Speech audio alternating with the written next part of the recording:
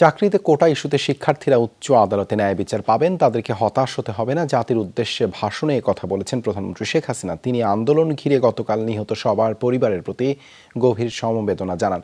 বলেন, প্রতিটি হত্যার ঘটনায় বিচার বিভাগীয় তদন্ত করা হবে। 8 মিনিট 6 সেকেন্ডের ভাষণে প্রধানমন্ত্রী শেখ হাসিনা কোটা বাতিল করে 2018 সালের পরিপত্র জারি, পরবর্তীতে হাইকোর্টের আদেশে ওই পরিপত্র বাতিল এবং আদেশের বিরুদ্ধে সরকারের আপিলের কথা উল্লেখ করেন। জানান, এবার আন্দোলনকারীরা রাষ্ট্রপতি বরাবর স্মারকলিপি দিতে চাইলে সরকার তাদের সহযোগিতা ও নিরাপত্তা নিশ্চিত করে। সরকার যথেষ্ট ধৈর্য ও সহনশীলতা প্রদর্শন করেছে। মঙ্গলবার বিভিন্ন স্থানে নিহতের ঘটনায় নিন্দা জানান প্রধানমন্ত্রী। এমন মৃত্যু কারো কাম্য নয় উল্লেখ করে গভীর সমবেদনা জানান পরিবারগুলোর প্রতি। কিছু মহল এই আন্দোলনের সুযোগটা নিয়ে অনাকাঙ্ক্ষিত উচ্চাবিলাস চরিতার্থ করার সুযোগ নিয়ে সন্ত্রাসী কর্মকাণ্ডে লিপ্ত হয়। এর ফলে হয়তো কতগুলি মূল্যবান জীবন ঝরে গেল। হত্যাকাণ্ড সহ যে সকল অনভিপ্রেত ঘটনা ঘটেছে, সুষ্ঠু ও ন্যায় বিচারের স্বার্থে সে সকল বিষয়ে বিচার বিভাগীয় তদন্ত করা হবে।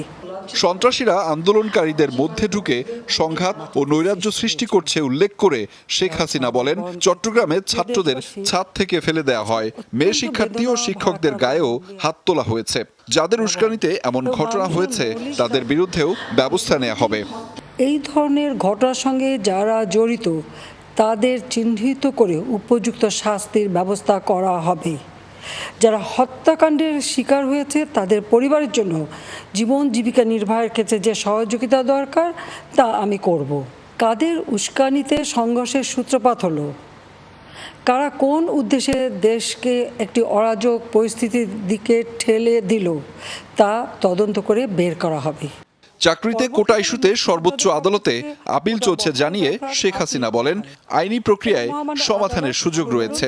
তিনি শিক্ষার্থীদের ধৈর্য ধরার আহ্বান জানিয়ে বলেন, হতাশ হবেন না, ন্যায় বিচার পাবেন। আমার বিশ্বাস আমাদের ছাত্র সমাজ উচ্চ আদালত থেকে ন্যায় বিচারই পাবে, তাদের হতাশ হতে হবে না। আইন প্রক্রিয়া সমাধানের সুযোগ থাকা সত্ত্বেও রাস্তায় আন্দোলনে নেমে দুষ্কৃতিকারীদের সংঘাতের সুযোগ করে দেবেন না।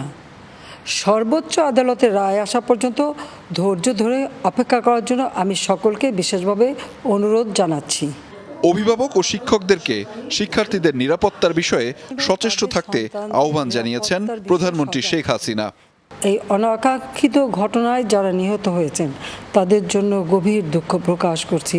এবং আহমেদ রেজা, যমুনা নিউজ, ঢাকা।